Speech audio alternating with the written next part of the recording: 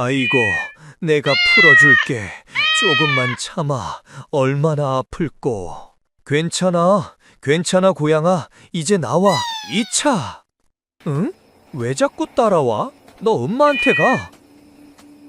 맛있느냐? 많이 먹어라, 나비야. 돌쇠는 나비를 고양인 줄 알고 키우지만 밥을 먹을 때마다 호랑이가 되어 가는데 우와, 나비야.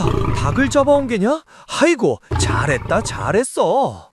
전기 수야담을 찾아주셔서 감사합니다. 구독과 좋아요는 사랑입니다. 이야기 한 판 시작해 보겠습니다. 깊은 산속 단풍이 붉게 물든 가을날이었습니다. 돌쇠는 지게를 지고 산길을 걷고 있었지요. 30살이 넘었지만 아직 장가도 못 간 노총각이었습니다. 돌쇠는 약초를 캐서 장터에 내다 파는 것으로 근근히 살아가고 있었습니다. 오늘도 도라지며 더덕이며 몇 뿌리 캤지만 신통치 않았지요. 돌쇠는 한숨을 쉬며 산을 내려가려 했습니다. 그런데 그때였습니다. 덤불 사이에서 낮게 신음하는 소리가 들렸습니다. 돌쇠는 발걸음을 멈추고 귀를 기울였지요. 끙끙거리는 소리가 계속 들렸습니다. 돌쇠는 조심스럽게 덤불을 헤치고 들어갔습니다. 그리고 그곳에서 믿을 수 없는 광경을 보았습니다. 쇠로 된 덫에 앞발이 걸린 새끼 짐승이 있었습니다. 처음에는 살긴가 했는데 자세히 보니 아니었습니다. 귀가 둥글고 몸에 줄무늬가 있었으며 송곳니가 삐죽 나와 있었지요. 돌쇠는 숨이 턱 막혔습니다. 호랑이였습니다. 새끼 호랑이였지만 분명 호랑이였습니다. 돌쇠는 황급히 뒷걸음질 쳤습니다. 새끼가 있으면 어미가 근처에 있을 게 뻔했습니다. 지금 당장 도망가야 했지요. 하지만 돌쇠가 돌아서려는 순간 새끼 호랑이가 끙끙거리며 돌쇠를 쳐다보았습니다. 그 눈빛이 너무 애처로웠습니다. 앞발에서는 피가 흘러내리고 있었고 몸은 떨리고 있었지요. 돌쇠는 멈칫했습니다. 그리고 주위를 살폈습니다. 어미 호랑이의 흔적은 보이지 않았습니다. 아마도 사냥을 나갔다가 새끼가 덫에 걸린 것 같았지요. 돌쇠는 다시 새끼 호랑이를 보았습니다. 새끼는 여전히 돌쇠를 쳐다보고 있었습니다. 마치 살려달라고 애원하는 것 같았습니다. 돌쇠는 한참을 망설였습니다.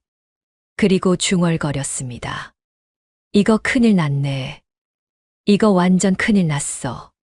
하지만 발걸음은 새끼 호랑이 쪽으로 향하고 있었습니다. 돌쇠는 덜덜 떨면서도 더 앞에 무릎을 꿇었지요. 새끼 호랑이는 으르렁거렸지만 힘이 없었습니다. 돌쇠는 떨리는 손으로 덫을 열었습니다.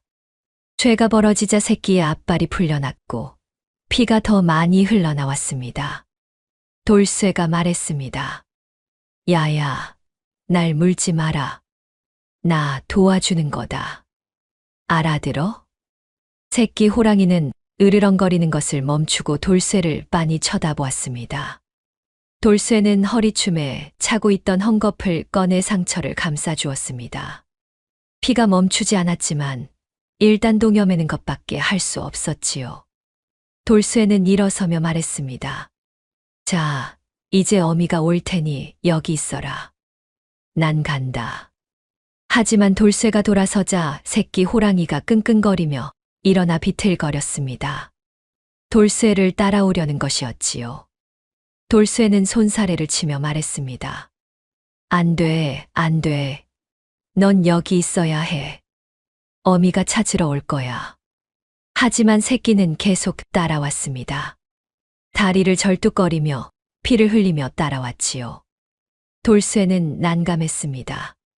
이러다 어미 호랑이와 마주치면 자신이 죽을 게 뻔했습니다.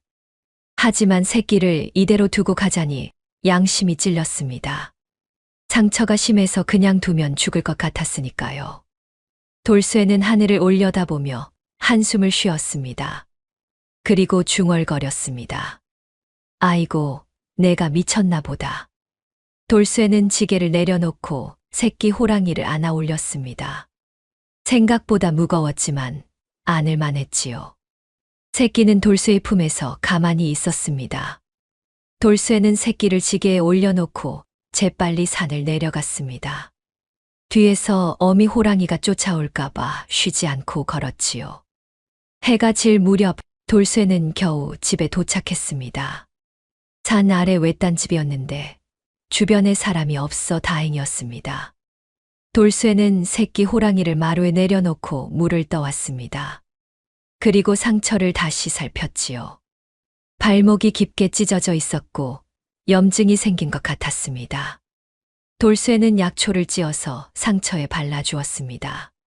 새끼는 아픈지 낑낑거렸지만 돌쇠를 물지는 않았습니다. 돌쇠는 깨끗한 천으로 상처를 다시 감싸주었지요. 그리고 밥을 퍼다 주었습니다. 남은 밥에 된장국을 말아 놓았더니 새끼는 허겁지겁 먹어치웠습니다. 돌쇠는 그 모습을 보며 말했습니다. 많이 배고팠구나. 어미를 며칠이나 못 본 거야? 새끼는 밥그릇을 깨끗이 비우고 돌쇠를 올려다 보았습니다. 그리고 꼬리를 살랑살랑 흔들었지요. 돌쇠는 피식 웃었습니다. 호랑이가 꼬리를 흔드는 걸 보니 신기했습니다. 마치 강아지 같았지요. 돌쇠가 말했습니다. 며칠만 있다가 나아지면 산으로 보내줄 거다. 알았지. 새끼는 고개를 돌쇠 손에 비비며 가르랑거렸습니다. 돌쇠는 조심스럽게 새끼의 머리를 쓰다듬어 주었습니다. 털이 부드러웠고 체온이 따뜻했지요. 돌쇠는 속으로 생각했습니다. 이거 잘못하면 큰일 나는데 어쩌다 이렇게 됐나 하고 말입니다. 그날 밤 돌쇠는 새끼 호랑이를 마루에 두고 잠을 청했습니다. 하지만 한숨도 자지 못했습니다. 혹시 어미 호랑이가 찾아올까봐, 혹시 새끼가 밤중에 사람을 해칠까봐 불안했지요. 하지만 새끼는 조용히 자고 있었고 어미도 나타나지 않았습니다. 며칠이 지났습니다. 돌쇠는 매일 새끼의 상처를 소독하고 약을 발라주었습니다. 밥도 챙겨 먹였고 물도 갈아주었지요. 새끼는 점점 기운을 차렸고 상처도 아물기 시작했습니다. 그리고 돌쇠를 따라다니기 시작했습니다.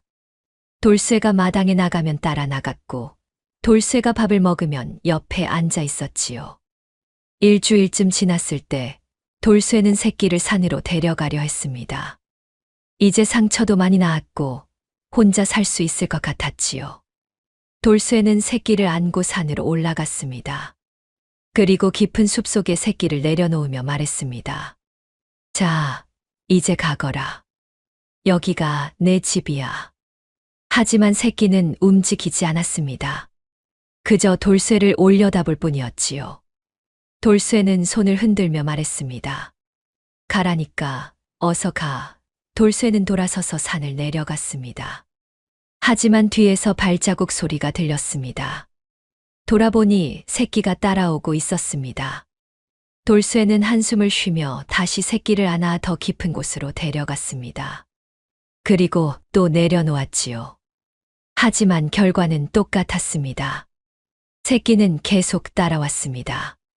돌쇠는 포기했습니다. 그리고 중얼거렸습니다. 알았다, 알았어. 내가 이겼다. 일단 좀 더 키워서 보내마. 돌쇠는 새끼를 다시 집으로 데려왔습니다. 그리고 마당 한쪽에 움막을 만들어 주었습니다. 새끼가 지낼 곳을 만들어 준 것이지요. 새끼는 움막 안에서 편하게 잠을 잤고 돌쇠는 그 모습을 보며 피식 웃었습니다. 그날 저녁 돌쇠는 새끼에게 이름을 지어주기로 했습니다. 가만히 생각해 보니 이름이 필요할 것 같았지요. 돌쇠는 새끼의 털을 쓰다듬으며 말했습니다. 이름이 뭐가 좋을까? 범이, 아니야, 너무 뻔하잖아. 돌쇠는 한참을 고민하다가 문득 떠올렸습니다. 새끼가 처음 자신을 따라올 때 비틀거리며 날아오는 나비처럼 보였던 것을 말이지요. 돌쇠는 웃으며 말했습니다. 나비. 내 이름은 나비다. 새끼는 꼬리를 흔들며 가르랑거렸습니다. 마치 이름이 마음에 든다는 듯이 말이지요. 돌쇠는 나비의 머리를 쓰다듬어 주었습니다. 그리고 속으로 생각했습니다. 며칠만 더 키우다가 보내야지. 그때는 진짜 보내야지 하고 말입니다.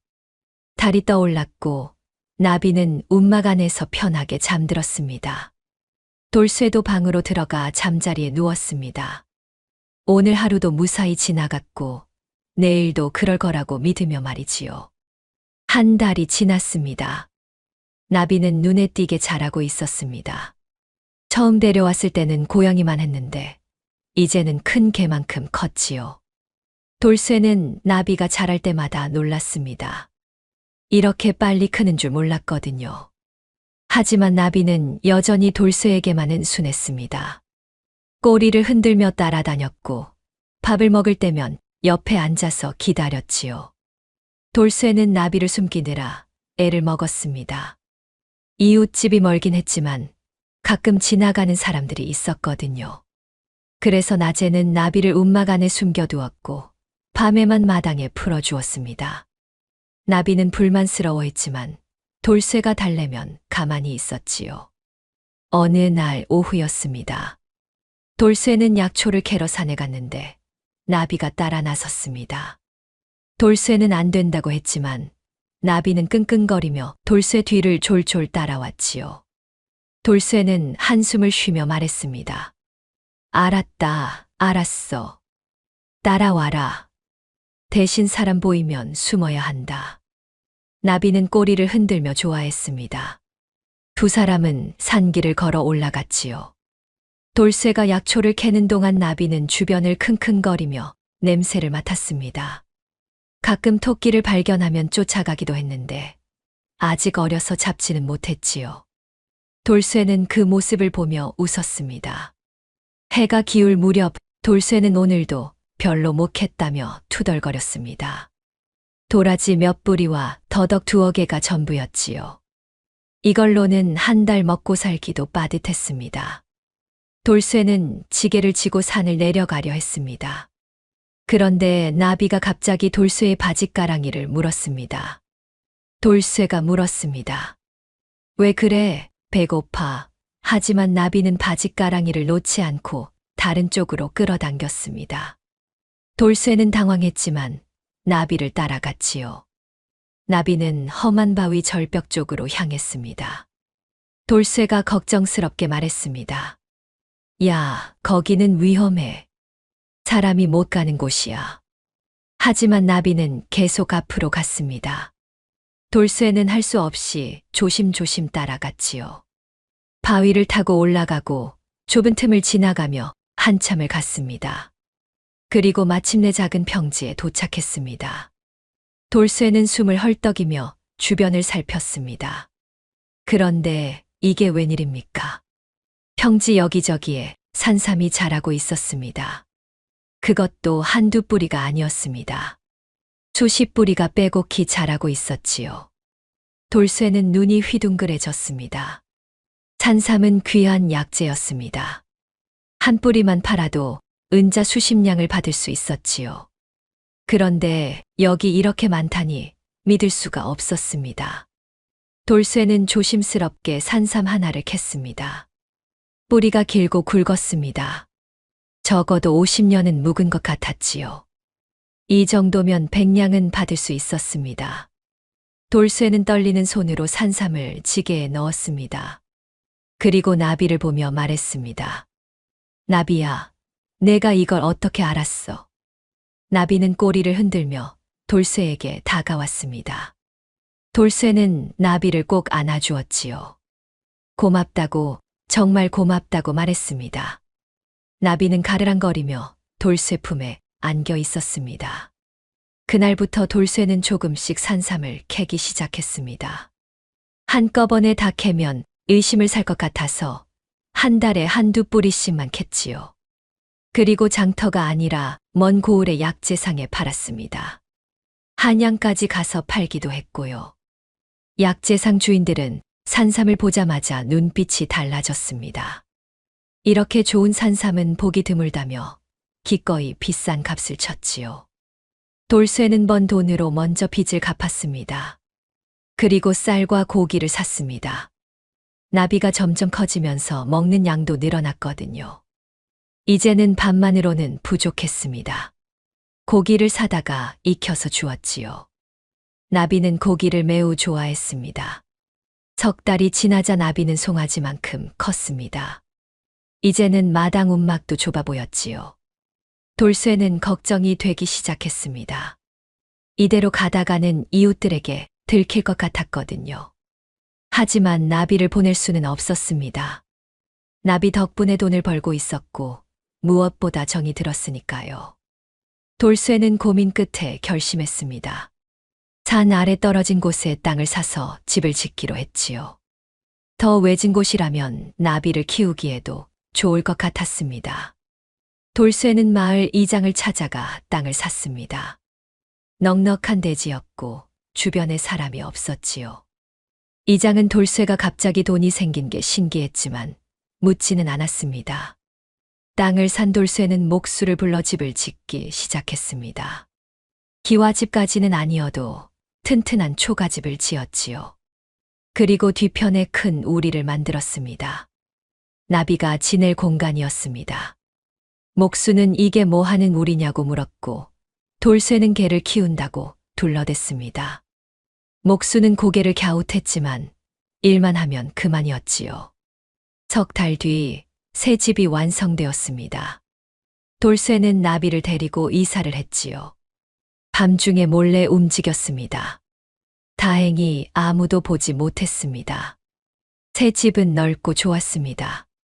나비도 마음에 드는지 우리 안을 이리저리 돌아다니며 킁킁거렸지요. 돌쇠는 새 집에서 나비와 함께 살기 시작했습니다. 낮에는 산에 가서 약초를 캤고 가끔 나비가 안내하는 대로 산삼을 캤습니다. 밤에는 나비와 함께 마당에 앉아 별을 보았지요. 나비는 이제 송아지보다 훨씬 컸지만 여전히 돌쇠에게만은 순했습니다. 가끔 돌쇠가 나비 배를 베고 누우면 나비는 가만히 있어 주었습니다. 반년이 지났습니다. 나비는 이제 소만큼 컸습니다. 몸 길이가 두 아름은 좋게 되었고 어금니는 손가락만큼 자랐지요. 돌쇠는 처음 봤을 때와 비교하면 믿을 수가 없었습니다. 저 작은 새끼가 이렇게 큰 맹수가 될 줄은 몰랐거든요. 하지만 돌쇠는 두렵지 않았습니다. 나비는 여전히 자신을 따르는 가족이었으니까요. 어느 저녁이었습니다. 돌쇠는 마당에 앉아 막걸리를 마시고 있었습니다. 나비는 옆에 누워 있었고요. 돌쇠는 나비의 머리를 쓰다듬으며 말했습니다. 나비야, 내 덕분에 나 이제 부자다.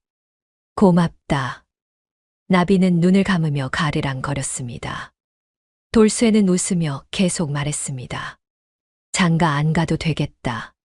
내가 내 마누라다. 나비는 꼬리를 한번 흔들었습니다. 돌쇠는 막걸리를 한 모금 마시고 하늘을 올려다보았습니다. 별이 총총했고 바람이 선선했지요. 돌쇠는 생각했습니다. 이렇게 사는 것도 나쁘지 않다고, 나비만 있으면 충분하다고 말이지요. 하지만 행복한 시간은 오래 가지 않았습니다. 마을에서 소문이 나기 시작한 것이지요. 돌쇠가 갑자기 부자가 됐다는 소문이었습니다. 어떤 사람들은 돌쇠가 산삼을 캤다고 했고, 어떤 사람들은 도적질을 했다고 했습니다. 심지어 돌쇠가 집에 괴물을 키운다는 소문도 돌았지요. 돌쇠는 그 소문을 듣고 불안해졌습니다. 하지만 어쩔 수 없었습니다. 이미 소문은 퍼진 뒤였으니까요. 그리고 그 소문은 결국 관아까지 닿게 되었습니다. 1년이 지났습니다. 나비는 이제 완전히 다 자란 백두산 호랑이가 되었습니다. 몸 길이만 해도 세 아름이 넘었고 어금니는 손목만큼 굵었지요. 한 번 으르렁거리면 땅이 울릴 정도였습니다. 하지만 나비는 여전히 돌쇠 앞에서는 새끼 고양이처럼 굴었습니다. 돌쇠가 부르면 달려왔고 배를 까고 누워 배를 쓰다듬어 달라고 조르기도 했지요. 돌쇠의 삶은 완전히 달라져 있었습니다. 산삼을 팔아 모은 돈으로 넓은 밭을 샀고 마을에서 가장 큰 기와집을 지었습니다. 쌀독에는 쌀이 가득했고 장독대에는 항아리가 줄지어 있었지요. 나비 덕분에 밭에는 멧돼지도 오지 않아 수확도 남들보다 훨씬 많았습니다. 돌쇠는 이제 마을 사람들이 부러워하는 부자가 된 것이었습니다. 하지만 문제가 생기기 시작했습니다. 어느 날 새벽 이웃집 영감이 황급히 돌쇠를 찾아왔습니다. 자기네 소가 새벽에 발광을 하며 우리를 부수고 도망쳤다는 것이었지요. 돌쇠는 미안해하며 소 값을 물어주겠다고 했습니다. 하지만 속으로는 알고 있었습니다. 나비가 밤에 담을 넘어 이웃집까지 갔던 것을 말이지요. 며칠 뒤에는 다른 이웃이 찾아왔습니다. 밤에 집 근처에서 이상한 소리를 들었다고, 마치 맹수가 으르렁거리는 것 같았다고 말했지요. 돌쇠는 아무것도 모른다고 잡아댔습니다. 하지만 소문은 이미 퍼지기 시작했습니다. 어느 날 오후 장터에 장을 보러 갔을 때였습니다. 떡장수 할멈이 돌쇠를 보더니 수군거렸습니다. 저 돌쇠가 갑자기 부자가 됐는데 뭔가 수상하지 않느냐고, 혹시 산적질을 하는 건 아닐까 하고 말이지요. 옆에 있던 약재상 주인도 고개를 끄덕이며 집에서 괴물을 키운다는 소문을 들었다고 거들었습니다. 돌쇠는 가슴이 철렁했습니다. 소문이 이렇게 퍼지고 있다니 큰일이었지요. 집으로 돌아온 돌쇠는 나비를 불러 다 이르듯 말했습니다. 앞으로 밤에도 우리 안에만 있어야 한다고, 사람들이 눈치채고 있다고 말했지요. 나비는 시무룩한 표정으로 꼬리를 축 늘어뜨렸습니다. 하지만 돌쇠의 말을 알아듣는지 고개를 끄덕였지요. 그런데 일주일쯤 지났을 때 낯선 사내 둘이 집 근처를 어슬렁거리는 게 보였습니다. 돌쇠는 모르는 척했지만 저들이 관아 사람이라는 걸 직감했습니다. 사내들은 담 너머를 힐끗힐끗 들여다보다가 사라졌지요. 돌쇠는 불안해졌습니다. 이제 정말 위험해질 것 같았습니다. 그날 밤 돌쇠는 나비와 함께 마당에 앉아 있었습니다. 달이 밝았고 별이 총총했지요. 돌쇠는 나비의 커다란 몸에 기대어 한숨을 쉬었습니다. 그리고 중얼거렸습니다. 나비야, 우리 어쩌면 좋을까? 사람들이 다 알게 되면 너를 해칠 거야. 나비는 돌쇠를 빤히 쳐다보았습니다. 그리고 큰 머리를 돌쇠 무릎에 올려놓았지요. 돌쇠는 나비의 머리를 쓰다듬으며 말했습니다. 그때가 오면 넌 산으로 도망가야 해. 알았지? 나비는 낮게 으르렁거렸습니다. 마치 싫다는 듯이 말이지요. 돌쇠는 쓴웃음을 지었습니다. 그리고 며칠 뒤 드디어 사태가 벌어졌습니다. 새벽녘 돌쇠는 발소리에 잠에서 깼습니다. 밖이 소란스러웠습니다. 창문으로 내다보니 횃불을 든 포졸들이 집을 포위하고 있었지요. 수십 명은 좋게 되어 보였습니다. 선두에는 말을 탄 사또가 있었습니다. 사또가 큰 소리로 외쳤습니다. 돌쇠, 순순히 나와라. 내 놈을 체포하러 왔다. 돌쇠는 황급히 옷을 걸치고 밖으로 나갔습니다. 뒤편 우리에서 나비가 으르렁거리는 소리가 들렸지요. 돌쇠는 급히 뒤를 돌아보며 소리쳤습니다. 나비야, 조용히 해. 나오지 마. 하지만 나비의 소리는 점점 커졌습니다. 우리 안에서 발광을 하는 것 같았지요. 돌쇠는 다급했습니다. 포졸들이 나비를 발견하면 큰일이었으니까요. 돌쇠는 사또 앞으로 다가가며 물었습니다. 무슨 일이십니까? 제가 무슨 죄를 지었습니까? 사또는 말해서 내려 돌쇠를 빤히 쳐다보았습니다. 그리고 비웃듯 말했습니다. 내 놈이 무슨 짓을 했는지 내가 더 잘 안다고.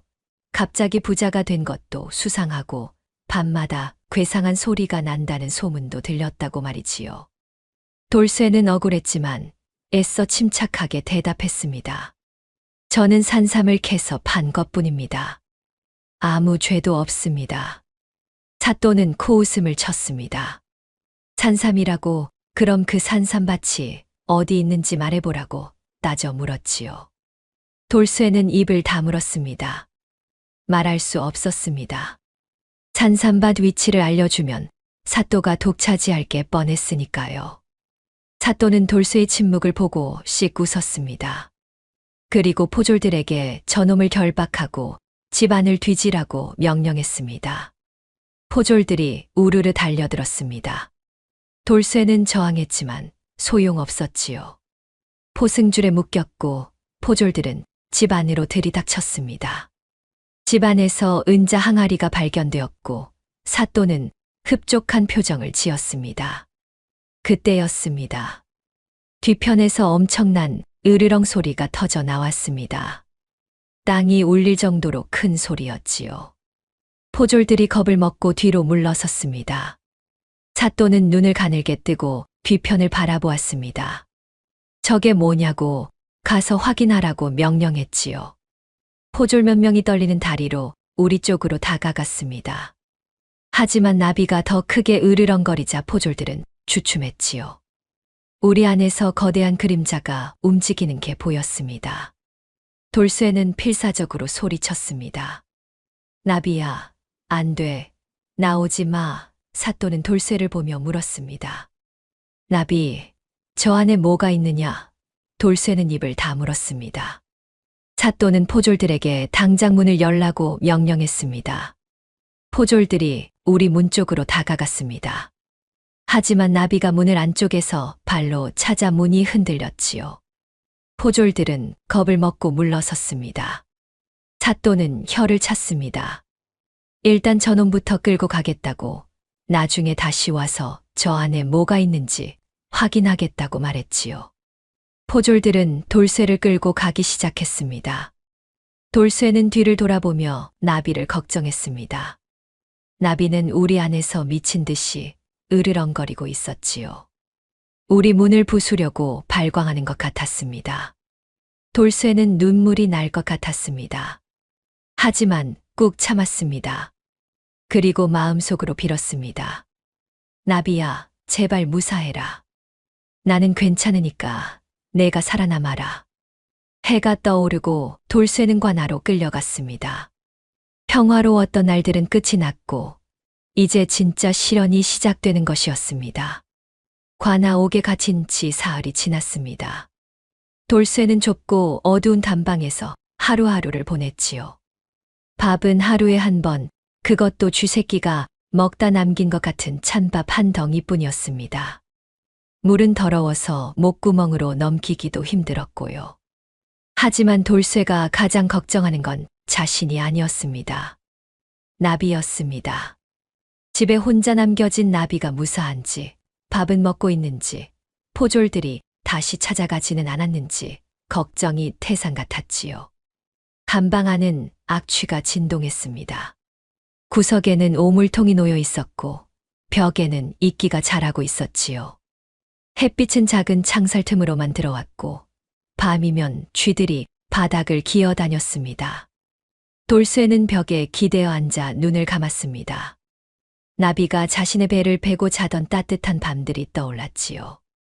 마당에서 막걸리를 마시며 나비와 함께 별을 보던 날들, 나비가 꼬리를 흔들며 자신을 반기던 모습들이 하나하나 떠올랐습니다. 이제 다시는 그런 날들이 오지 않을 것 같았습니다. 사흘째 되는 날 오후 포졸이 감방문을 거칠게 열었습니다. 돌쇠를 끌고 나가 신문실로 데려갔지요. 신문실에는 최사또가 높은 자리에 앉아 있었습니다. 옆에는 형틀과 곤장이 놓여 있었고 빨갛게 달군 인두도 보였습니다. 벽에는 쇠사슬이 걸려 있었고 바닥에는 핏자국이 말라붙어 있었지요. 돌쇠는 무릎을 꿇었습니다. 다리가 후들거렸지만 꾹 참았습니다. 사또는 돌쇠를 내려다보며 천천히 입을 열었습니다. 돌쇠, 마지막으로 묻겠다. 내가 숨겨둔 산삼밭이 어디 있느냐? 순순히 말하면 살려주마. 돌쇠는 고개를 저었습니다. 말할 수 없었습니다. 그곳은 나비가 찾아준 곳이었고 사람이 함부로 알아서는 안 되는 곳이었지요. 게다가 사또가 자신을 살려줄 리 없었습니다. 산삼밭 위치를 알려주면 입막음을 당할 게 뻔했습니다. 사또는 얼굴을 붉히며 소리쳤습니다. 이놈이 끝까지 버티는구나. 좋다. 그런 매를 맞으며 정신을 차려봐라. 사또가 손짓하자 포졸들이 달려들어 돌쇠를 형틀에 묶었습니다. 돌쇠의 두 다리를 형틀 사이에 끼우고 나무를 조였지요. 뼈가 으스러질 것 같은 고통이었습니다. 돌쇠는 이를 악물었지만 신음이 새어 나왔습니다. 포졸이 곤장을 들어 돌쇠의 종아리를 내리쳤습니다. 한 대, 두 대, 세 대. 살갗이 터지고 피가 흘러내렸습니다. 돌쇠는 정신을 잃을 것 같았지만 꾹 참았습니다. 5대를 맞았을 때 사또가 손을 들어 멈추게 했습니다. 그리고 다시 물었습니다. 이제라도 말할 테냐고, 더 맞기 전에 불라고 말이지요.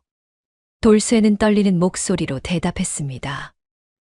저는 아무것도 모릅니다. 사또는 다시 손을 내렸고 곤장이 이어졌습니다. 6대, 7대, 8대. 돌쇠의 종아리는 살점이 뜯겨나가고 있었습니다. 피가 바닥에 뚝뚝 떨어졌지요. 10대를 맞고 나서야 곤장이 멈췄습니다. 돌쇠는 숨을 헐떡이며 고개를 떨구었습니다. 사또는 화가 머리끝까지 치밀어 올랐습니다. 하지만 곧 표정을 바꾸고 다른 방법을 썼지요. 사또가 부드러운 목소리로 말했습니다. 내가 고집을 부려봤자 내 몸만 상한다고, 차라리 협조하는 게 어떻겠느냐고 회유했습니다. 산삼밭 위치만 알려주면 너를 놓아주겠다고, 아니 오히려 은자 100냥과 벼슬자리까지 주겠다고 달콤한 제안을 했지요. 사또는 웃음까지 띠며 돌쇠를 달랬습니다. 돌쇠는 유혹이 느껴졌습니다. 하지만 고개를 저었습니다. 사또를 믿을 수 없었습니다. 산삼밭 위치를 알려주면 사또는 자신을 죽여버릴 게 뻔했지요. 입막음을 하는 것입니다. 돌쇠는 입을 굳게 다물었습니다. 사또는 돌쇠가 흔들리지 않자 다시 얼굴을 굳혔습니다. 그리고 다른 질문을 던졌습니다. 좋다고, 그럼 내 집 뒤편 우리에는 뭐가 있느냐고. 포졸들이 보고하기를 엄청난 괴물 소리가 들렸다고 하던데 뭐냐고 따져 물었지요. 돌쇠는 가슴이 철렁했습니다. 나비 이야기가 나온 것입니다. 돌쇠는 침착하게 대답했습니다. 그냥 개입니다. 큰 개를 키우고 있습니다. 사또는 코웃음을 쳤습니다. 개가 그렇게 큰 소리를 낼 리 있느냐고, 포졸들 말로는 땅이 울렸다고 하던데 호랑이 아니냐고 의심했지요. 사또의 눈빛이 번뜩였습니다. 호랑이라는 말에 욕심이 생긴 것이었습니다. 돌쇠는 당황했지만 애써 태연한 척했습니다. 호랑이라니요. 말도 안 됩니다. 제가 어떻게 호랑이를 키웁니까? 사또는 잠시 돌쇠를 빤히 쳐다보았습니다. 그리고 음흉한 미소를 지었지요. 사또가 말했습니다. 좋아. 그럼 내일 내 집에 다시 가서 확인해 보겠다. 만약 호랑이가 나온다면 그 가죽은 내가 가져가겠다. 호랑이 가죽 한 장이면 조정에 바쳐 승진할 수 있지. 아니면 비싸게 팔 수도 있고. 돌쇠는 피가 거꾸로 솟는 것 같았습니다. 나비를 해치겠다는 소리였습니다. 돌쇠는 필사적으로 소리쳤습니다. 안 됩니다. 제발 그 집에는 가지 마십시오. 사또는 돌쇠의 반응을 보고 확신했습니다. 역시 뭔가 있다는 것을 말이지요. 사또는 껄껄 웃으며 말했습니다. 그래, 내 반응을 보니 확실하구나. 호랑이가 있는 게 분명하다고. 좋아, 내일 당장 가서 잡아오겠다고 선언했지요. 돌쇠는 절규했습니다. 안 됩니다. 제발요. 그 짐승은 사람을 해치지 않습니다. 하지만 사또는 이미 자리에서 일어섰습니다. 그리고 포졸들에게 명령했습니다. 내일 아침 일찍 포수들을 모아 돌쇠네 집으로 가겠다고, 호랑이를 잡을 준비를 하라고 말했지요. 활과 창을 준비하고 그물도 챙기고 덫도 가져가라고 세세하게 지시했습니다.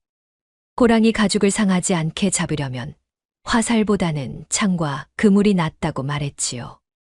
포졸들은 고개를 숙이고 명을 받았습니다. 돌쇠는 형틀에 묶인 채로 눈물을 흘렸습니다.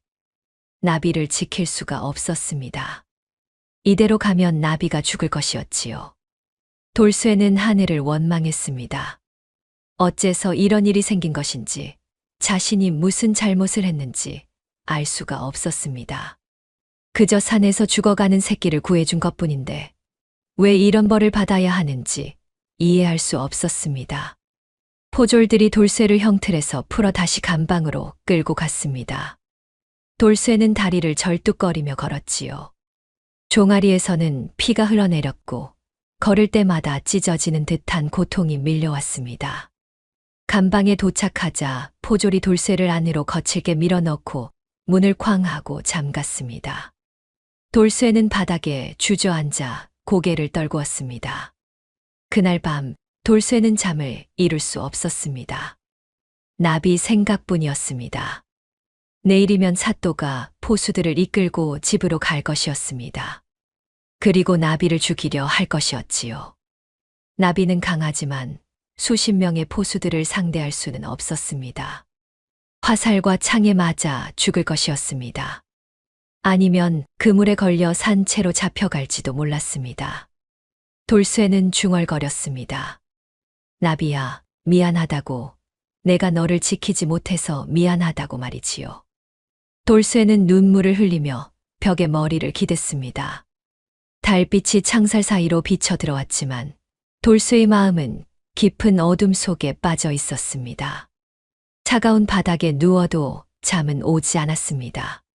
그저 나비가 무사하기를, 어떻게든 도망가기를 빌 뿐이었습니다. 한편 그 시각 돌쇠네 집에서는 나비가 우리 안에서 안절부절 못하고 있었습니다. 돌쇠가 떠난 지 사흘이 지났는데 돌아오지 않았습니다. 나비는 우리 문을 발로 차고 땅을 긁으며 불안해했지요. 밥도 먹지 않았고 물도 마시지 않았습니다. 그저 돌쇠만 기다렸습니다. 나비는 본능적으로 알고 있었습니다. 돌쇠에게 위험이 닥쳤다는 것을 말이지요. 나비는 낮게 으르렁거리며 하늘을 올려다보았습니다. 달이 밝았고 별이 총총했습니다. 나비는 결심했습니다. 내일 해가 뜨면 우리를 부수고 나가겠다고, 돌쇠를 찾아가겠다고 말이지요. 아무도 나비를 막을 수 없었습니다. 밤이 깊어갔습니다. 관아의 감방에서는 돌쇠가 벽에 기댄 채 눈을 감고 있었고, 돌쇠네 집에서는 나비가 우리 안에서 눈을 부릅뜨고 있었습니다. 두 사람 모두 내일을 걱정하고 있었지요. 내일이면 모든 것이 결판날 것이었습니다. 동이 트기 시작했습니다. 관아 마당에는 포수들이 모여들었습니다. 20명이 넘는 숫자였고 모두 활과 창으로 무장하고 있었지요. 최사또는 말을 타고 그들 앞에 섰습니다. 사또는 포수들에게 명령했습니다. 오늘 호랑이를 잡으러 간다고 가죽을 상하지 않게 조심해서 잡으라고 말했지요. 포수들은 고개를 끄덕이며 무기를 챙겼습니다. 감방에 갇힌 돌쇠는 밖에 소란을 들었습니다. 말발굽 소리와 사람들의 목소리가 들렸지요. 돌쇠는 가슴이 철렁했습니다. 사또가 정말 나비를 잡으러 간다는 것을 깨달았습니다. 돌쇠는 창살을 붙잡고 소리쳤습니다. 안 돼, 안 됩니다. 제발. 하지만 아무도 들어주지 않았습니다. 포졸 하나가 지나가다 돌쇠를 흘끗 보고는 코웃음을 치며 지나갔지요. 돌쇠는 무릎을 꿇고 주저앉았습니다. 나비를 구할 방법이 없었습니다. 그 시각 돌쇠네 집에서는 나비가 마침내 움직였습니다. 새벽 첫 빛이 들자마자 나비는 우리 문을 향해 몸을 날렸습니다. 쿵 하는 소리와 함께 문이 박살났습니다. 나무 조각들이 사방으로 튕겨나갔지요. 나비는 자유의 몸이 되었습니다. 나비는 코를 벌름거리며 냄새를 맡았습니다. 돌쇠의 냄새를 찾고 있었지요. 바람이 불어왔고 나비는 냄새를 따라 움직이기 시작했습니다. 마을 쪽으로, 관아 쪽으로 말입니다. 한편 사또 일행은 돌쇠네 집에 도착했습니다. 사또는 말에서 내려 집 뒤편으로 향했습니다. 포수들도 뒤를 따랐지요. 그런데 우리에 도착했을 때 문이 박살나 있는 게 보였습니다. 안은 텅 비어 있었습니다. 사또는 화를 냈습니다. 이게 어찌 된 일이냐? 호랑이가 도망갔다. 포수 하나가 땅을 살피며 말했습니다. 발자국이 있다고 관아 쪽으로 향한 것 같다고 말이지요. 사또는 눈을 가늘게 떴습니다. 관아 쪽이라니 혹시 돌쇠를 찾아가는 건 아닐까 하는 생각이 들었습니다. 사또는 급히 말에 올라탔습니다. 당장 관아로 돌아간다. 서둘러라. 일행은 다시 관아로 향했습니다. 말을 몰아달렸지요. 하지만 관아에 도착하기 전에 마을 어귀에서 나비와 마주쳤습니다. 나비는 길 한가운데 서 있었습니다. 거대한 몸집과 날카로운 눈빛, 그리고 입에서는 낮은 으르렁 소리가 새어나왔지요. 사또의 말이 놀라 뒷걸음질 쳤습니다. 포수들도 겁을 먹고 주춤했습니다. 사또가 소리쳤습니다. 저놈이다. 쏴라. 당장 쏴. 포수들이 활시위를 당겼습니다. 화살이 날아갔지만 나비는 재빠르게 피했습니다. 그리고 포수들을 향해 돌진했지요. 나비는 사람을 물지는 않았지만 앞발로 후려치며 위협했습니다. 포수 하나가 날아가 떨어졌고 다른 포수는 창을 떨어뜨리며 도망쳤습니다. 사태는 순식간에 아수라장이 되었습니다. 포수들은 뿔뿔이 흩어졌고 사또는 말 위에서 당황했지요. 나비는 사또를 노려보았습니다. 사또는 오줌이 마려웠지만 꾹 참았습니다. 나비가 한 걸음 다가올 때마다 사또의 심장은 미친 듯이 뛰었지요. 그때 관아에서 포졸들이 달려 나왔습니다. 수십 명의 포졸들이 창과 칼을 들고 나비를 포위했습니다. 나비는 주춤했지만 물러서지 않았습니다. 여전히 관아 쪽을 향해 있었지요. 돌쇠가 그곳에 있다는 것을 아는 것 같았습니다. 사또가 포졸들에게 소리쳤습니다. 저 짐승을 잡아라. 죽이지 말고 산채로 잡아. 포졸들이 그물을 들고 다가갔습니다. 나비는 으르렁거리며 경고했지만 포졸들은 계속 좁혀왔지요.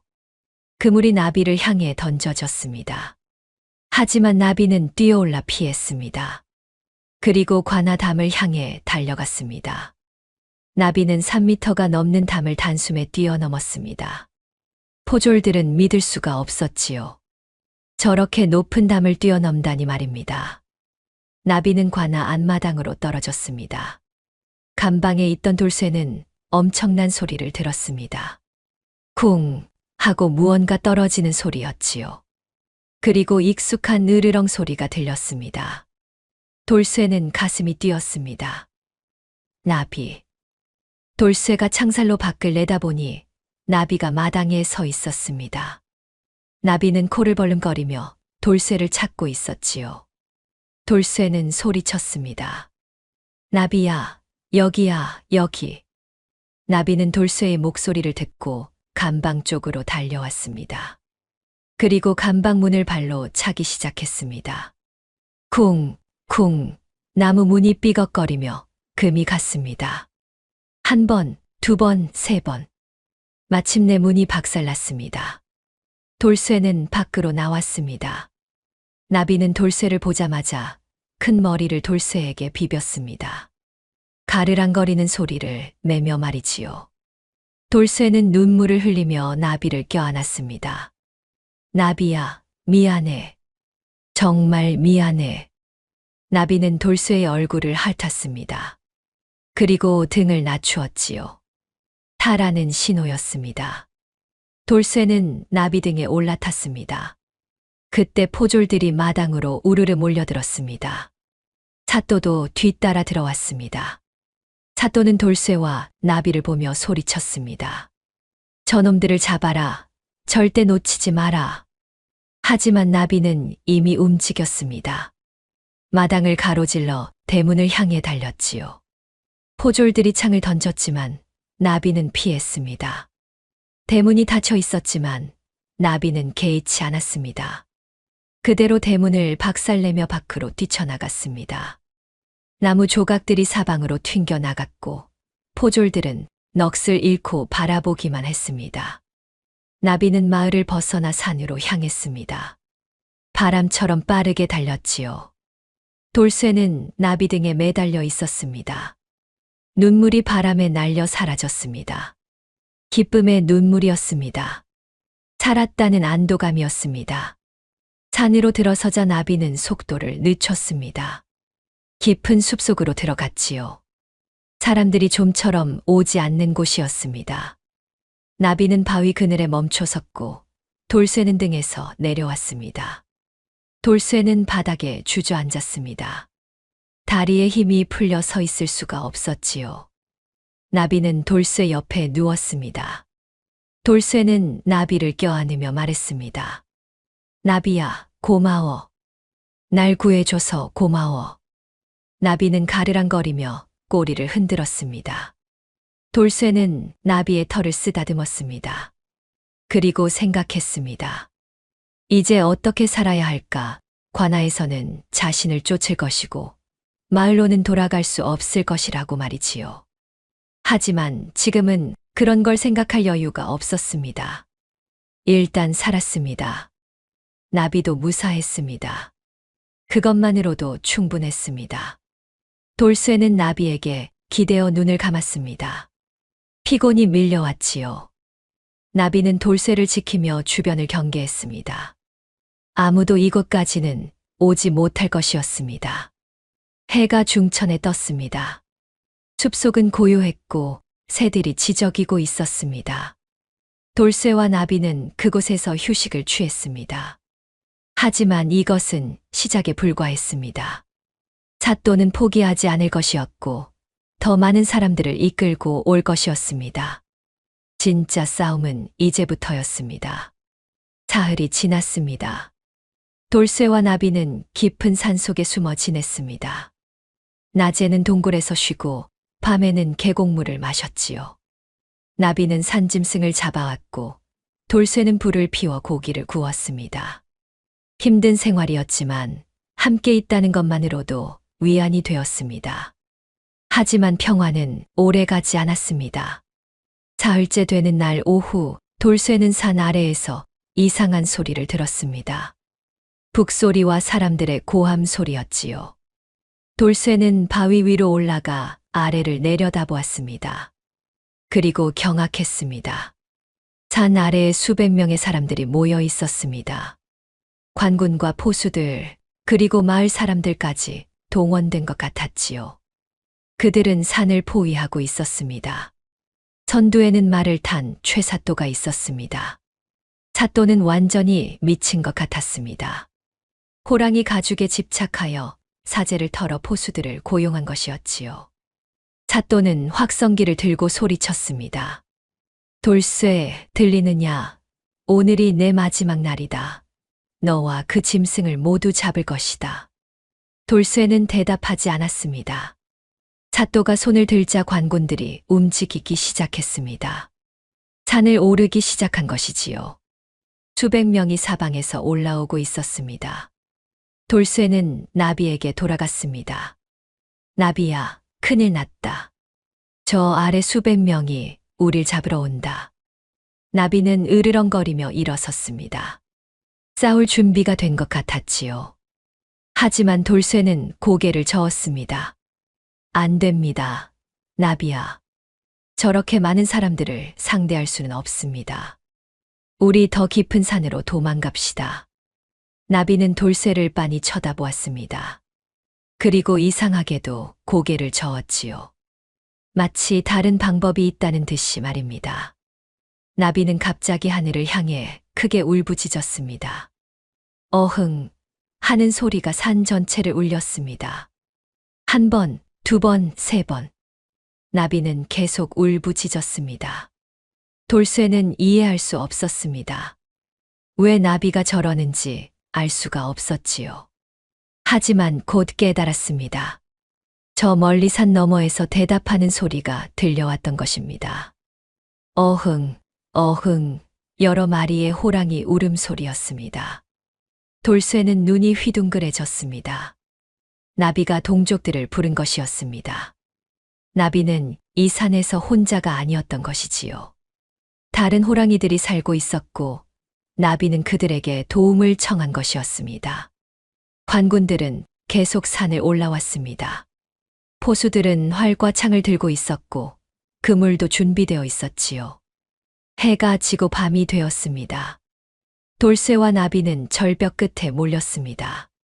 앞은 깊은 낭떠러지였고, 뒤에서는 횃불을 든 관군들이 다가오고 있었습니다. 찻도가 말을 타고 나타났습니다. 뒤에는 수십 명의 포수들이 활을 겨누고 있었지요. 찻도는 광기 어린 눈으로 나비를 바라보며 말했습니다. 드디어 잡았구나. 저 가죽 하나면 내 인생이 바뀐다. 조정에 바치면 대박이지. 돌쇠는 나비 앞에 섰습니다. 나비를 지키려는 것이었지요. 돌쇠가 말했습니다. 찻도 제발 부탁입니다. 저는 잡아가셔도 좋으니 이 짐승만은 살려주십시오. 찻도는 코웃음을 쳤습니다. 살려달라고? 내 놈은 아직도 정신을 못 차렸구나. 어서 쏴라. 저 호랑이부터 쏴라. 포수들이 활시위를 당겼습니다. 화살이 날아왔습니다. 돌쇠는 나비 앞을 막아섰습니다. 화살 하나가 돌쇠의 어깨를 스쳤습니다. 피가 흘러내렸지요. 바로 그때였습니다. 어둠 속에서 으르렁거리는 소리가 들려왔습니다. 하나가 아니었습니다. 여럿이었지요. 사방에서 들려오는 소리였습니다. 관군들이 당황하며 주위를 둘러보았습니다. 그리고 나타났습니다. 어둠 속에서 눈이 빛나기 시작했습니다. 하나, 둘, 셋, 넷. 점점 더 많은 눈들이 나타났지요. 호랑이들이었습니다.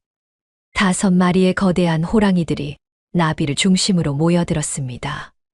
관군들은 겁에 질렸습니다. 포수들은 활을 떨어뜨렸고 병사들은 뒷걸음질 쳤습니다. 6마리의 호랑이가 한꺼번에 나타난 것입니다. 이건 싸움이 아니었습니다. 학살이 될 것이었지요. 찻도는 얼굴이 새하얗게 질렸습니다.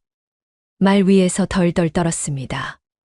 호랑이 한 마리도 감당하기 힘든데 6마리라니 말이 안 되는 상황이었습니다. 찻도가 떨리는 목소리로 소리쳤습니다. 뭐 하느냐, 쏘라고, 쏘란 말이다. 하지만 아무도 움직이지 않았습니다.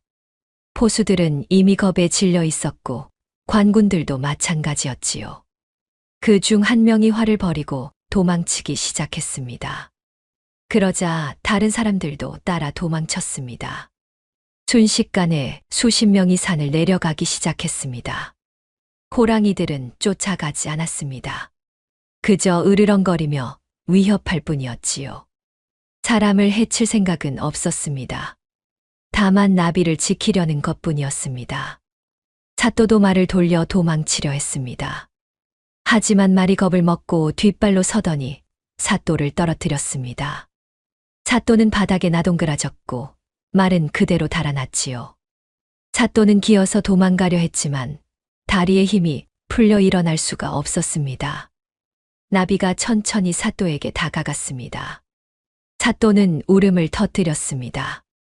오줌까지 지렸지요. 나비는 삿도 앞에 멈춰 섰습니다.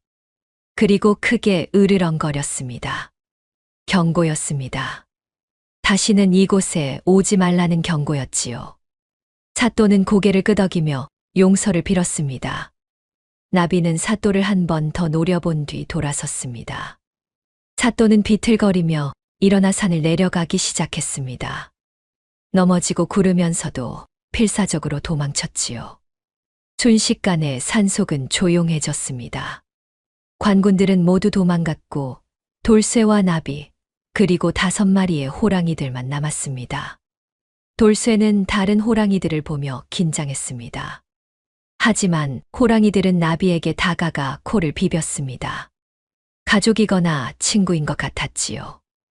나비는 호랑이들에게 돌쇠를 소개했습니다. 낮게 울부짖으며 무언가를 설명하는 것 같았습니다. 호랑이들은 돌쇠를 쳐다보았습니다. 돌쇠는 긴장했지만 호랑이들은 적대적이지 않았습니다. 그저 호기심 어린 눈으로 바라볼 뿐이었지요. 한참 뒤 호랑이들은 하나둘 어둠 속으로 사라지기 시작했습니다. 제 갈 길을 가는 것이었습니다. 나비와 인사를 나누고는 산 깊은 곳으로 사라졌지요. 마지막 한 마리가 사라지자 다시 돌쇠와 나비만 남았습니다. 돌쇠는 나비를 껴안았습니다. 눈물이 흘러내렸습니다. 살았습니다. 나비도 무사했습니다. 그리고 다른 호랑이들 덕분에 위기를 넘긴 것이었습니다. 돌쇠는 중얼거렸습니다. 나비야, 내 친구들이 우릴 구해줬구나. 정말 고맙다. 나비는 가르랑거리며 돌쇠의 얼굴을 핥았습니다. 돌쇠는 웃으며 나비의 머리를 쓰다듬어 주었습니다.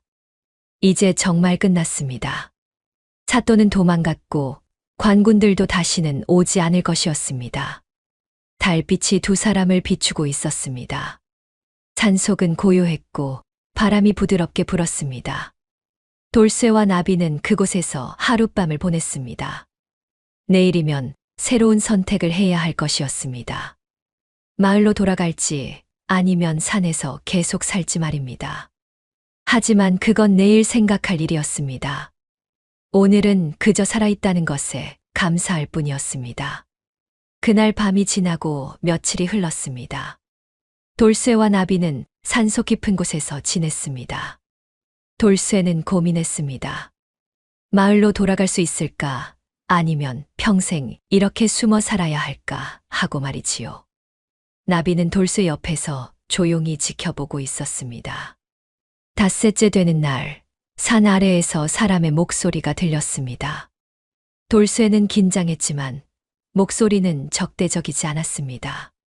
조심스럽게 내려가 보니 마을 이장이 홀로 서 있었습니다. 이장은 돌쇠를 보자 반가워했습니다. 돌쇠, 무사하구나. 마을 사람들이 다들 걱정했네. 돌쇠는 의아했습니다. 걱정이라니 자신은 관아에서 도망친 죄인이 아닌가 말이지요. 이장이 설명했습니다. 사또가 도망간 뒤 며칠 지나지 않아 상부에서 조사관이 내려왔다고 사또의 비리가 모두 밝혀졌다고 말했습니다. 부당한 세금 징수, 뇌물수수, 무고한 백성 고문, 모든 것이 드러난 것이었지요. 사또는 파직되어 한양으로 압송되었고 곧 처벌을 받을 것이라고 했습니다. 돌쇠는 안도의 한숨을 쉬었습니다. 이장이 계속 말했습니다. 돌쇠, 마을로 돌아오게. 자네는 죄가 없네. 새로 부임한 사또께서도 자네 일은 문제 삼지 않으신다고 하셨어. 돌쇠는 고개를 저었습니다. 마을로 돌아가고 싶은 마음은 있었지만 나비가 문제였습니다. 나비를 데리고 갈 수는 없었지요. 돌쇠가 말했습니다. 감사합니다, 이장님. 하지만 저는 이곳에 있겠습니다. 마을로 돌아갈 수 없습니다. 이장은 돌쇠의 눈빛을 보고 이해했습니다. 저 호랑이 때문이라는 것을 말이지요. 이장은 한참을 생각하다가 말했습니다. 그럼 이렇게 하세. 마을 근처 산 아래의 작은 움막이라도 짓고 살게. 완전히 산속에만 있을 필요는 없지 않은가. 가끔 마을에도 내려오고 말이야. 돌쇠는 그 제안이 괜찮다고 생각했습니다. 완전히 은둔하는 것도 완전히 마을로 돌아가는 것도 아닌 중간이었지요. 돌쇠는 고개를 끄덕였습니다. 며칠 뒤 돌쇠는 산 아래 외진 곳에 작은 움막을 지었습니다. 마을에서는 보이지 않지만 그렇다고 너무 깊은 산속도 아닌 곳이었지요. 이장과 마을 사람 몇몇이 도와주었습니다. 나무를 구해다 주고 짚을 날라다 주었습니다. 움막이 완성되자 돌쇠는 그곳에 자리를 잡았습니다. 나비는 산속 깊은 곳에 살기로 했습니다. 돌쇠가 움막에 있는 동안 나비는 산에서 지냈지요. 하지만 밤이면 가끔 움막 근처까지 내려왔습니다. 돌쇠는 그럴 때마다 나비를 맞이했습니다. 함께 앉아 별을 보았고 나비의 머리를 쓰다듬어 주었습니다. 어느 날 저녁 돌쇠가 움막 앞에서 불을 피우고 있을 때였습니다. 나비가 나타났는데 혼자가 아니었습니다. 뒤에 작은 새끼 2마리가 따라왔지요. 돌쇠는 눈이 휘둥그레졌습니다. 나비야, 내가 새끼를 낳았구나. 나비는 꼬리를 흔들며 새끼들을 돌쇠에게 소개했습니다. 새끼들은 조심스럽게 돌쇠에게 다가왔지요. 돌쇠는 조심스럽게 손을 내밀었고 새끼 하나가 돌쇠 손에 코를 비볐습니다. 돌쇠는 미소를 지었습니다. 나비가 가족을 이룬 것이었습니다. 그날 밤 돌쇠는 나비와 새끼들에게 고기를 구워 주었습니다. 새끼들은 허겁지겁 먹었고 나비는 흐뭇하게 지켜보았지요. 돌쇠는 생각했습니다. 나비가 이제 완전히 야생으로 돌아간 것 같다고. 하지만 그래도 자신을 잊지 않고 찾아와 준다고 말이지요. 계절이 바뀌어 봄이 왔습니다. 돌쇠는 가끔 마을에 내려가 물건을 샀습니다. 마을 사람들은 돌쇠를 반겼지요. 어떤 이는 떡을 주기도 했고 어떤 이는 술을 나눠주기도 했습니다. 돌쇠는 그들에게 고마워했습니다. 하지만 밤이 되면 돌쇠는 움막으로 돌아갔습니다. 그리고 나비를 기다렸지요. 나비는 자주 오지는 않았지만 한 달에 1~2번은 꼭 찾아왔습니다. 새끼들도 함께 왔고 점점 자라고 있었습니다. 1년이 지났습니다. 돌쇠는 산 아래에서 평화롭게 살았습니다. 가끔 약초를 캐서 마을에 팔기도 했고 이장이 부탁하는 일을 도와주기도 했지요. 나비는 여전히 산속에서 살았고 가끔 돌쇠를 찾아왔습니다. 새끼들은 이제 제법 컸고 나비만큼은 아니지만 충분히 큰 호랑이가 되었습니다. 어느 여름날 저녁이었습니다. 돌쇠는 움막 앞에서 피리를 불고 있었습니다. 옛날 나비가 새끼였을 때 자주 불어주던 곡이었지요. 그때 숲속에서 나비가 나타났습니다. 혼자였습니다. 나비는 돌쇠 옆에 누웠고 돌쇠는 피리를 내려놓고 나비를 쓰다듬어 주었습니다. 나비야, 내 새끼들은 어디 있니? 나비는 산 쪽을 바라보았습니다. 이제 새끼들이 독립할 나이가 된 것 같았지요. 돌쇠는 고개를 끄덕였습니다. 그리고 중얼거렸습니다. 그래, 다들 제 갈 길을 가는 거지. 넌 좋은 엄마였어, 나비야. 나비는 가르랑거리며 돌쇠에게 머리를 기댔습니다. 두 사람은 그렇게 한참을 앉아 있었습니다. 달이 떠올랐고 별이 총총했습니다. 바람이 부드럽게 불었지요. 세월이 흘렀습니다. 돌쇠는 나이가 들었지만 여전히 산 아래에서 살았습니다. 나비도 나이가 들었지만 여전히 돌쇠를 찾아왔습니다. 두 사람의 이야기는 마을에 전설로 남았습니다. 사람들은 말했습니다. 산속 깊은 곳에 호랑이와 함께 사는 사내가 있다고. 그 사내가 피리를 불면 호랑이가 나타난다고 말이지요. 어떤 이는 실제로 봤다고 했습니다. 바위 위에서 호랑이에 기댄 채 피리를 부는 사내를 말입니다. 마을 어른들은 아이들에게 이 이야기를 들려주었습니다. 그리고 말했습니다. 짐승도 은혜를 입으면 목숨을 걸고 갚는데 사람이 짐승만도 못해서야 되겠느냐고 말이지요. 은혜를 저버리지 말고 받은 만큼 갚으며 살라고 가르쳤습니다. 돌쇠와 나비의 이야기는 그렇게 대대로 전해졌습니다. 어떤 이는 과장된 이야기라고 했고 어떤 이는 진짜라고 믿었습니다. 하지만 중요한 건 이야기가 주는 교훈이었습니다. 사람들은 이렇게 말했습니다. 호랑이 굴에 들어가도 정신만 차리면 산다고. 돌쇠가 바로 그 산 증거라고 말했습니다. 위기의 순간에도 나비를 구했고 나비는 그 은혜를 잊지 않고 돌쇠를 구했으며 둘은 평생 서로를 지켰다고 말이지요. 그리고 오늘날까지도 그 산에 가면 가끔 호랑이 울음소리가 들린다고 합니다. 그것이 나비의 후손인지 아니면 다른 호랑이인지는 아무도 모릅니다. 하지만 마을 사람들은 믿습니다. 저 산속 어딘가의 돌쇠와 나비의 이야기가 아직도 살아 숨 쉬고 있다고 말입니다.